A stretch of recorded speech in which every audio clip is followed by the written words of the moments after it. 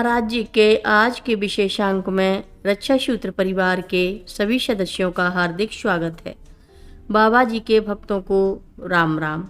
इसी पावन स्थली में चट्टानों से निर्मित एक प्राकृतिक गुफा में महान सिद्ध बाबा श्री सोमवारी महाराज रहते थे। संत सोमवारी महाराज जी का जन्म पश्चिमोत्तर प्रांत के पिंड दादन नामक स्थान में एक समृद्ध ब्राह्मण परिवार में हुआ था। बाद में विरक्त मन की लहर उन्हें हिमालय की ओर खींच लाई, जहां अपनी दुस्साध्य तपस्या से दैवीय संपत्ति को प्राप्त कर वे संत शिरोमणि के रूप में प्रतिष्ठित हो गए।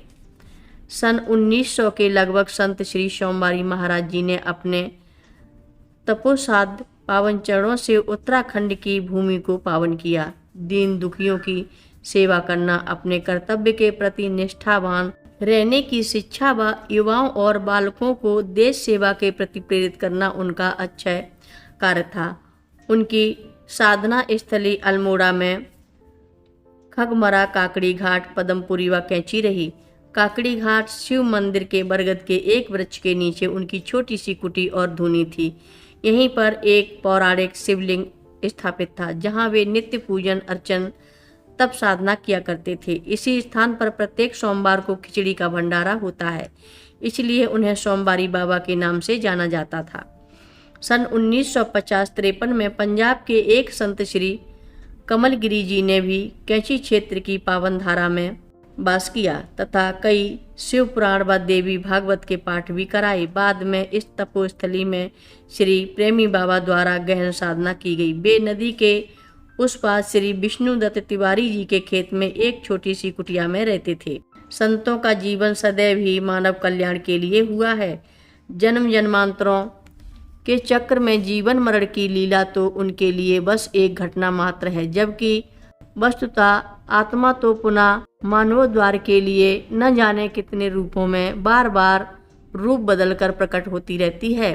त्रिकालदर्शी अंतर्यामी महाप्रभु श्री नीप करोरी बाबा जी समय की गति से परे अपने अंतर में सारे भूत भविष्य की घटनाओं का समायोजन पहले ही कर चुके थे। अब बाकी था तो प्रत्यक्ष रूप में उन घटनाओं का प्रभावी रूप में आकार लेना। इसी क्षेत्र में वे 20 वर्ष पूर्व 1942 में रात्रि के समय राह चलते हुए एक भक्त श्री पूर्णानंद तिवारी जी को वचन दे चुके थे। आज फिर 1962 में 20 वर्षों बाद उसी वादे को पूरा करने के लिए उनका शुभागमन हो चुका था। एक सुबह श्री महाराज जी नदी पार कुछ देर सड़क के पैरापेट पर आकर बैठे रहे। फिर किसी व्यक्ति द्वारा पूर्णानंद तिवारी जी को बुलाया गया। आपसी बातचीत द्वारा 20 वर्ष पुरानी स्मृतियां ताजी हुई। त्रिकालदर्शी महाप्रभु महाराज जी ने उस स्थल को देखने की इच्छा प्रकट की, जहां श्री सोमवारी बाबा महाराज जी एवं श्री प्रेमी बाबा जी ने तपस्या की थी। उन्होंने तिवारी जी से पूछा, हमें सोमवारी महाराज जी का हवन कुंड दिखाएगा?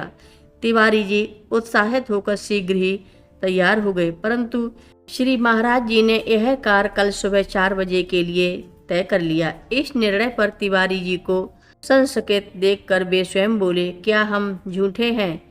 तिवारी जी ने संकोचवश क्षमा मांगी और श्री महाराज जी भूमियांधार चले गए। हर रोज महाराज जी की कथाएं सुनने के लिए सभी भक्तों का धन्यवाद। सभी भक्त रक्षा सूत्र चैनल को सब्सक्राइब करें, शेयर करें, लाइक करें, घंटी बजाना ना भूलें।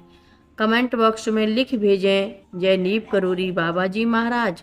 सभी भक्त मिलकर बोलो, नीप करोरी बाबा जी महाराज की जय जय बोलो, सिद्धि माता की जय जय बोलो, जय श्री राम बोलो।